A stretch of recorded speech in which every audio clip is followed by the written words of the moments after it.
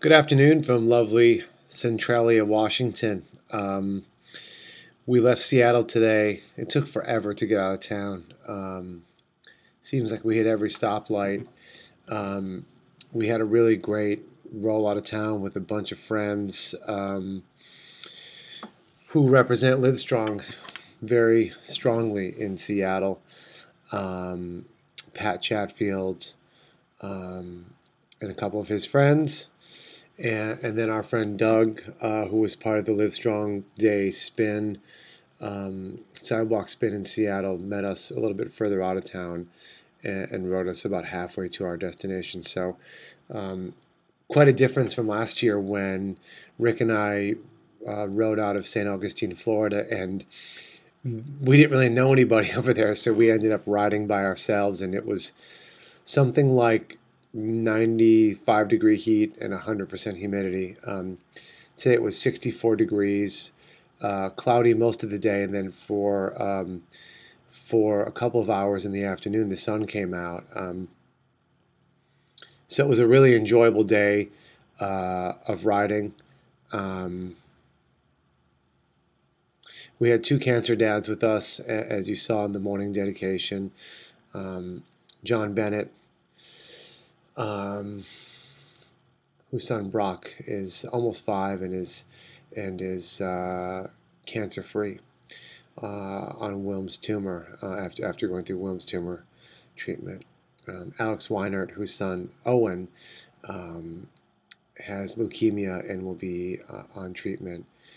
He says until sometime in 2013. So, really incredible to have these guys with us today. This is their neck of the woods. They were giving us directions. It was very easy. Both great riders. Alex, funny enough, rides a 40-pound bike, which to guys like us is like, pretty insane. My bike weighs about 15 pounds. Um, Alex had a lot of steel to move underneath him today, and he not only did he hang with us, but he was leading us a lot of the time, and you need that kind of a thing when you're out in the wind, having someone in front of you to draft off of. So um, huge changes from the first day of Pablove Across America Mark 1.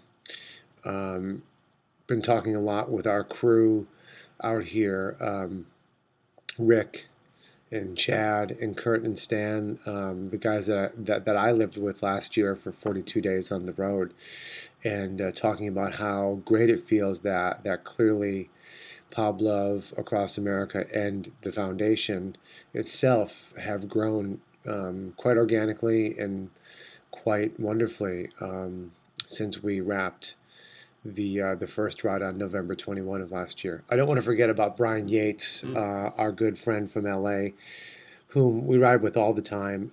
He's just an incredible guy. He's blown through the $5,000 original goal on his fundraising and is just cruising along. Brian is doing the entire first week with us, so you'll get to see him more. So I want to let you know that we're starting to do afternoon dedications for kids who are off treatment, which means that they are clear of cancer. They've gone through treatment. They are all clear, and now they're back to life, which is one of the things that we are deeply concerned with at the Pablove Foundation.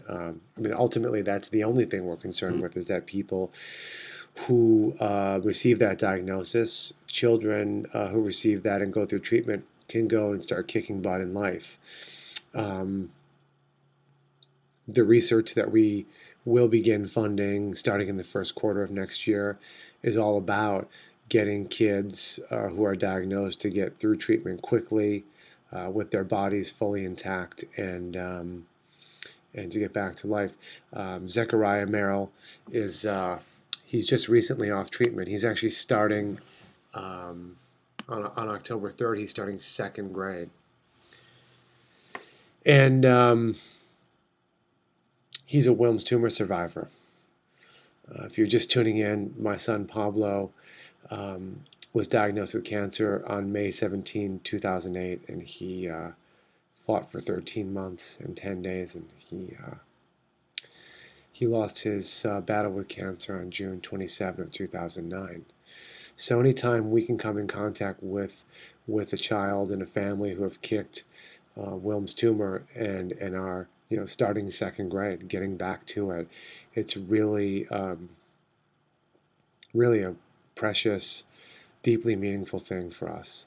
So I'm looking at the paper here. I don't see where Zechariah lives. I'm sorry that I can't tell you that, but we're really we got a great response last year on these dedications. It means the world to me to be able to check in with you from the road and to talk about things other than, hey, dude, awesome, cool, It's not really my thing.